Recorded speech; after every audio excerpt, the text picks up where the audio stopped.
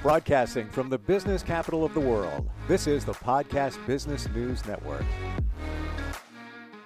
And welcome back again, everybody. We are going to learn more about hypnosis courtesy of Bonnie Slykehouse, and she's the owner of Holistic Health and Wellness. And I know you have a couple of different websites, so I'm going to ask you right now. Yep. Before we even begin, by the way, thanks for joining us again, Bonnie. Good to have you here. Thank you. I enjoy this. It's a lot of fun. Yeah. Well, and we're going to talk about what happened last week in just a sec, but your websites, what are they again? Okay. It's H2, the number 2, wellness.net. And then our one that's strictly for our hypnosis is H3, the number 3, hypnosis.com. We're going to focus on hypnosis today. So last week, and I've never had this done before, you walked me through the beginning of hypnosis. And in just maybe 3 minutes, if that, I felt like I was getting into that state. And I really did hit that state. And I do vividly remember as you were speaking calmly and vividly, I was in a field of flowers with grass, and I could feel the grass, and I could feel myself just absorbing things and just getting into a certain zone. And then you slowly brought me out of it. It was fascinating. I still remember it. I want to go back. I want to go back again. It was great. I could tell you were enjoying it because you really didn't want to come open your eyes yet when I said eyes wide open. So and it was a little that's a good awkward. sign. It was awkward in that I know that people are watching us and also listening to us. So I had to get my mind out of that. So maybe it took an extra minute or whatever until I achieved that point. But once I was there, this was good. And we didn't even have a goal. It was just to put me out, so to speak. Yes. And we did what I would say is a progressive relaxation, which is a little longer. So we just start relaxing parts of the body, get you to visualize on some stuff. But there are other types of inductions that we could do if we were in person, where we could do like a rapid induction, which it's instantaneous. It takes literally seconds to put. I want to talk today about some of the myths and the phobias that people have about hypnosis. There are so many things that people believe that, you can make somebody, you see it on TV, and for fun, you and your sister, I believe you said, will do, shows like that where you do fun stuff with people and, maybe not necessarily make somebody bark like a dog, without them even knowing it. I don't know, maybe you do. But yeah, why don't we look at some of the myths surrounding hypnosis? How about you hit us up with a few of those? So one of the big myths is that you're going to get stuck in hypnosis. We put you in hypnosis and let's just say I walk away and you're going to get stuck there. Well, hypnosis is actually a natural state. So you go in and out of it hundreds of times a day. And right before you go to sleep, right before you wake up, those are all, hypnotic states. So if I were to put you under and walk away, you'd either, number one, wake up after just a short while, maybe a couple minutes, or it depends on how tired you are, or you just drift off and take a nice nap. So you're not ever going to get stuck in something that's completely natural. That's myth number one. Another myth is that in the movies, you see people like, I'm going to hypnotize you to go commit this heinous crime or something. Well, if you wouldn't normally do it in real life, you're not going to do it under hypnosis, because what people don't understand is you are always in control. I am just a vehicle to help you get into that state. But I can't make you do anything you don't want to do. So sometimes when we do shows or people come to the office, well, I don't think I can be hypnotized. Well, if you really believe that, fine. I'm not going to challenge that. But everybody can go into hypnosis that wants to. But if you don't want to, I can't put you into it. Interesting. So, and I can't make you do stuff. So, have you ever had a time, Bonnie, where it was harder to wake somebody up than usual? Yes. We did a show one time for a birthday party, and the person who organized the party had a very stressful time putting this party together for her husband. And of course, there was some drinking involved and some other stuff, but there are very rare occasions when you get people that they like it so much that you can bring them out and they'll just put themselves back under. And there's another hypnotist, Shawn Michael Andrews. He was telling one time about he did a show or something, and there's a lady in the elevator and she just like passed out. Well, she didn't pass out. She put herself back in hypnosis.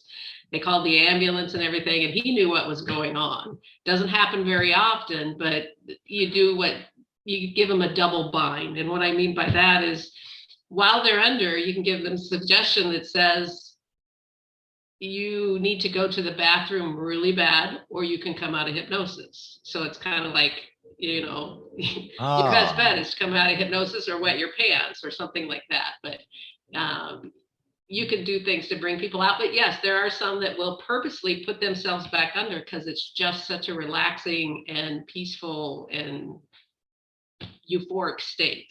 Let me understand that. It doesn't happen very often. Let me understand that better. Put themselves under again? Yes. Yeah. You can bring them out and then they'll be talking to you, just like this woman I was talking about at this party. She would look at me for just a little bit and then she would just go right back under. And she just liked it. Why wouldn't you? So it's almost as if she was, I'm going back to sleep. That's what I'm doing right now. Yes. Yep. And it doesn't look good for the hypnotist, but in that sense, we kind of knew what was going on, but they have to want to come out. I mean, most people, 99.9% of the people come out. They just think it's great and they're relaxed, but you get those people that I don't want to come back out. I just enjoy it too much, or had that stressful situation where I want to escape for a while and they just put themselves back under. Being under last week, totally get it. Totally get it. I tell you, I want to go back to that field of flowers in the grass. We are getting instant feedback. We have Bill in New York, and you can reach us always at instantfeedbacksteve@gmail.com. And he says, I'm considering hypnosis to stop smoking. How many sessions are typically needed? We get that all the time. And I would say anywhere from 1 to 3 is about average. Some people can quit with just one. And again, it depends on your motivation. Sure. And are you willing to take the steps necessary? Some people, if you come in and you're one of those people that is very highly suggestible, artists are a good example of that, where they go much deeper. They might only take one session, whereas somebody else might take 2, might take 3. If you're not motivated and you think it's just going to be some magic thing that happens, you're probably not going to have as much success. But yes, it's proven to be. My dad, he quit smoking with hypnosis. And I don't know how many sessions she had because that was like many, many years ago. But he walked out and he was mad because the hypnotist had taken his cigarettes. And he was like a 3-pack a day person. And he never touched them after that. Wow. Bonnie, have you ever encountered somebody that you couldn't put under? Yes. We find people that we can't put under. And it could be for a whole range of reasons. Now, somebody that's really analytical and they're always guessing or challenging what you're saying. My own sister, who's a hypnotist now, she was really hard to put under because, of course, being younger sister, telling her what she sees and doesn't see and how she feels, she'd argue with me. I said something about seeing something that's blue, and she would mentally argue with me. Well, you tell me I see blue, but I don't see blue. Maybe it's a different color. You tell me I see that. I don't feel it, So once she finally allowed herself to go, she was surprised at how easy it was. But and then there are other people that come and they might have a block where they just can't allow themselves to relax because they're afraid about what's going to happen. So yes, there are people. I could understand that because you don't know what to expect. And unless, you've watched somebody go under legitly and experience through them, you might have, let's say if you have anxiety, you might be a little fearful. And that brings up another point. Can hypnosis help you or cure anxiety? Yes, I get a lot of people lately, especially that come in with anxiety. I had a woman that I think she was probably in her 70s, and just very, she had a lot of anxiety and depression, and came in a couple sessions. I usually, depending on the situation, I'll give them a CD or an audio download where they can listen to between sessions. Like when they start feeling those feelings come along, Mhm. we'll give them suggestions for how to do that. Last time we talked about breathing. That's one of them. The CD or the audio they can listen to when they start to feel that come on, or change their thought pattern. So anxiety, students that come in for test anxiety, doing those a lot, or just plain speaking in front of people, or just every day the life is getting me down. So we teach them how to change their thought pattern so that they don't keep looking at the negative and getting more anxious and more anxious, because it's kind of like a spiral. You look at this thing, negative thing, and then you think of that negative thing, and it just keeps going. So yes. Amazing. I didn't know that you could do that through hypnosis while somebody is under, change the thought process of their thinking. Yeah, well, think about somebody that's had maybe a traumatic event, or we had an individual one time that he couldn't go to restaurants or places where there were lots of people and use the urinal. I mean, he couldn't, like, he could have to go to the bathroom really, really bad, but when he was at a place where there was lots of people around, like a restaurant, a bar, or someplace like that, he couldn't. And what had happened is he was kicked in the back while he was standing at the urinal when he was younger, and so it created this imprint, this negative imprint. So now he was in his 50s and he's like, okay, my wife passed away, I want to go be able to socialize with people. So my sister regressed him and took him back, and you can actually get him to look at the scene differently and maybe change your thought pattern about it, where instead of being a victim, you change their perception. Maybe they're a superhero, maybe they took control, maybe they can let it go somehow. So there's all kinds of techniques that you can use, but you can go back and look at it differently. We do this for children, going back and seeing a situation and understanding it through an adult's eyes versus a child's perspective. And we did talk about that in the past about past life regression and taking somebody back. You must deal with a lot of things like that, especially like you said, traumas and triggers. Triggers are so important. Like in his situation, he's in shy bladder in the men's room, and Right. he might not even realize why he was having that problem at that time. Why he can go to the bathroom in public until it came out that he got kicked, and you wouldn't know that until you went through a. Could you have done that with? Could you have done that or determined that with hypnosis, or that's definitely a past life regression session? You could do that with it. So in this particular case, he knew when it started, but I had another person that, he became a little bit OCD.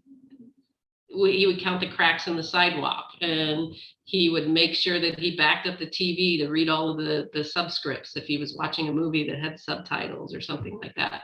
And we regressed him back, and there was a time when he had moved from one town to another, and he got beaten up on the way to school as a new kid. Mm. And took him back to that time and had him look into the person's eyes. He could tell me what the person was wearing and everything else, and found out it wasn't about him at all. It was just, he was a target, he was a victim, new kid. This kid had some other issues going on. So being able to, even in sometimes, forgive that person instead of carrying that, like thinking that I did something wrong and not knowing why that person beat up. Understanding that there's something else going on can help them to overcome some of those things. So It's interesting you can do how, all kinds of things. yeah, if somebody doesn't realize it, it takes that trigger to remind them of that situation, and they might.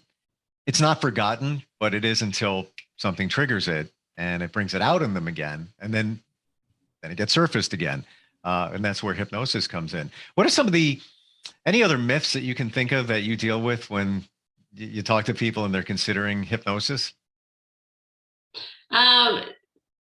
That you're going to tell all my deepest, darkest secrets. Okay. That's a good one. And I am like, well, if I could make you do that, then I could be a lot richer. Give me the pin to your bank account or something Surely. like Yeah, that. absolutely. But there's a guy, Anthony Gailey. He actually does a lot of corporate shows. And it's funny because he'll get a corporate person out there and he'll put them under and he'll tell the person, hey, I want you to pay this other participant or this person that works for you X amount of money. And the person's like, they're under hypnosis and they're like, no. And he'll keep upping it to prove that you can't make somebody do something that goes against their thoughts, beliefs, values, what's right. So just like people that come in, if you want to, we keep talking about smoking, but you come in, you have to want to smoke, quit smoking. If you say, no, I really like it. My doctor told me to quit. Well, yeah, you're not going to quit because you don't really want to. So you have to want to, and we can't make people do anything they don't want to do. They have to be willing. People come in and they want to eat differently. They have a desire to, so we can help them make better choices and eat less and that kind of thing. I'll bet a lot of people compare it to sedation, like when you go to the dentist and they call it twilight or conscious sedation. However, the difference is, and I would have to assume that when you're under and talking to people, medical professionals, you will reveal certain things when you're sedated, where what you say, right? And what you're saying, Bonnie, is you're not giving up information unless you normally would give up that information. Let's just say you're probably in such a relaxed state that you're a little less filtered. Mm-hmm. So like, would you normally even give up your bank account? Let's say you got drunk or something like that. Would you normally give up your bank account number? Probably not. Probably not. Yeah. But would you maybe say something that maybe you felt more comfortable saying in certain settings that just because you're more relaxed and you just really don't care? Probably. Okay. So that's kind of what hypnosis does, is it relaxes you more. And, that's what makes the shows funny, is you can get people, you can make them believe they're a different personality. Yeah. And, dance, do crazy dances or be an animal or something like that. So, but they all kind of know what they're getting into. And yes, there's the bar shows that they do other stuff. But again, the people that volunteer for that know kind of what they're getting into. Yep. And with somebody like you, you're a trained professional and, a high level professional. You're not going to push the envelope when somebody's, under. You just brought back a memory. I had a medical procedure like a year and a half ago. And when I went for the follow-up visit with the doctor, and he was super cool. And I remember, as I was just about going into the sedated state, as I'm doing the follow-up, he's like, yeah, all right, so Farfignugan. And I'm like, what are you talking about? Farfignugan? I'm like, I have no idea what you mean. He goes, that's the password you gave me, Farfignugan. It was just a fictitious, no, I didn't. But you never know what's going to happen when you're sedated. I think it's much safer to be hypnotized. And it's funny, people probably think it's the other way around. Safer in terms of giving up information is what I'm saying. Yes, absolutely. And you talk about going to the dentist. I used to work for a woman that she'd have major tooth work and dental work done. And she would hypnotize herself before she ever went to the dentist. So she never got the Novocaine or anything else. And I've known different people like that. So you can hypnotize yourself. Wow. Okay. There's a mind blow there. I didn't know you could do that. So is it almost like a state of meditation that you're putting yourself into? Yes.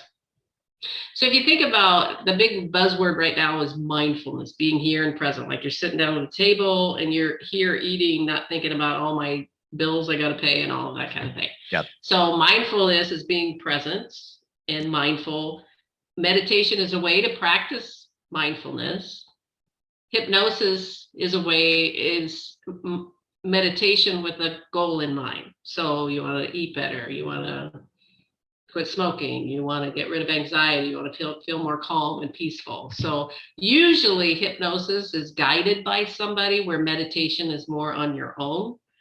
And usually the hypnotist will guide you, like in a past life regression, where I'm going to guide you so that you're more aware of stuff. And we kind of go on a journey.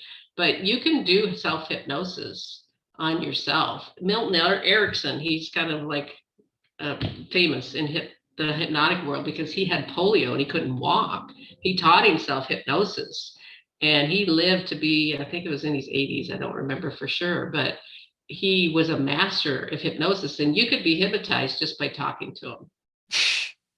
All right. You So didn't even have to go to, well, you know what? That's probably one of those phobias that people have. I'm going to have a conversation with a hypnotist and I'm not going to even know it, but they're going to have me hypnotized out of nowhere.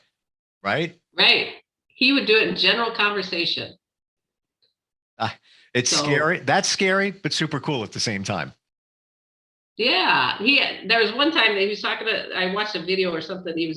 Had a daughter-in-law that had to go take a major college exam, like board exam or something. And the next thing they were just talking one day, and the next thing she knows, she's getting this letter in the mail, and she's afraid to open it because it's like, I didn't even remember going and taking the test, but the letter was to show that she passed taking the test. Wow, that's pretty amazing. Interesting. Why don't we talk about real quick some of the things that people come to you for using hypnosis? Now, we talked about weight loss and to stop smoking and also anxiety. What are some of the other things that you can do and accomplish with hypnosis? So another one that I find interesting is the fears or the phobias. Like if you're claustrophobic is a common one. You're afraid of heights.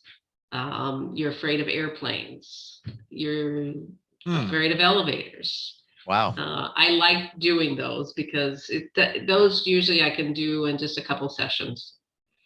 And it could be something and we think of phobias like you might be afraid of something, but some of these people that come in, it's altered their life. Like I knew somebody for 20 years and she was going on vacation to stay in a 20-story building, and she would never ride elevators ever. Wow. So so she came down twice because she was going on vacation. She's like, I can't take 12 plus stories of stairs, so help me. So we just did a couple sessions. I gave her a download to listen to, and she didn't have any problem. Another woman who I did for fear of flying, like she would physically get sick 2 weeks before she was supposed to travel. She couldn't talk about it. She couldn't pack. She couldn't, I mean, just there was this whole life altering scenario going on, and saw her twice, and her kids thought, God, what happened to mom? Because she's not going ballistic anymore. Amazing. I didn't even think of that. And I do have a friend. She's gotten better with it. She's actually a colleague, and we would go to broadcast different places around the world. And she would be the last person on the plane. And she had that fear. And I can't relate. I'm like, get me on the plane, let me put headphones on and relax and everything. And she would have been a perfect candidate. She's gotten better at it, but she still has a little bit of fear. Had no idea. Okay. So those are big things. I mean, you can't get on an elevator and then you can cure it with hypnosis. Why wouldn't you? Right? Right. I had another person that was going to have major knee surgery, and just the fact of having a brace that you can't get out of, like for so many days, was just overwhelming. So before his surgery, he came to me for 3 times, and he talks about, I swear it got me through it, because just thinking about it was giving him severe anxiety. So went through the surgery, didn't have a problem with the brace at all, where normally he would have. So, and that had to do with the claustrophobia and things like that. So yeah, and we don't understand the degree to which people have fear, because they're finding ways to alter their whole reality. Like the gal the woman that was afraid of flying, she had this whole routine, if she ever flew, she had to sit in front of the plane and engage the stewardess the whole time, and she couldn't nap, she couldn't eat because she'd get sick. And I mean, we have no idea how phobias can affect us. Even social phobia. I've got, a couple of friends that, when it comes to going into a crowd or anything like that, has nothing to do with COVID. They just uncomfortable with it. And you would be perfect for that. Let's tell everybody how to reach you and how to book a session, or just even learn some more about it. Yeah. So our website is H3, the number 3, Hypnosis .com or h2wellness.net. And they kind of link to each other. The H2 Wellness is for the center here where we have more than just hypnosis, but the hypnosis site is the h3hypnosis.com. And my phone number's on there, email address, we have videos, we have information out there, and I'd be happy to answer any questions anyone has. Yeah, there you are, the pro at that. And I can't believe we're out of time. So insightful, so much information. Yes. Look at the clock. Can that be right? But we just got started. Either that or you hypnotized me and you made time move forward, or maybe future life regression. Yeah, you could do that too. Can you really? Maybe for another podcast. But it was there you go. Great talking with you, Bonnie. I will say it was almost as great as being hypnotized. That was just that was so cool. And look forward to talking to you next time. Thanks a lot. All right, thanks. Thank you. We'll be right back. Hi, I'm Bonnie Slykehouse with H3 Hypnosis and the Holistic Health and Wellness Center in Knoxville, Iowa. H3 Hypnosis offers hypnotherapy sessions for people trying to deal with life's issues. We also offer past life regression and comedy stage shows. The Holistic Health and Wellness Center is where we also offer Reiki, massage, certification training classes, workshops, and more.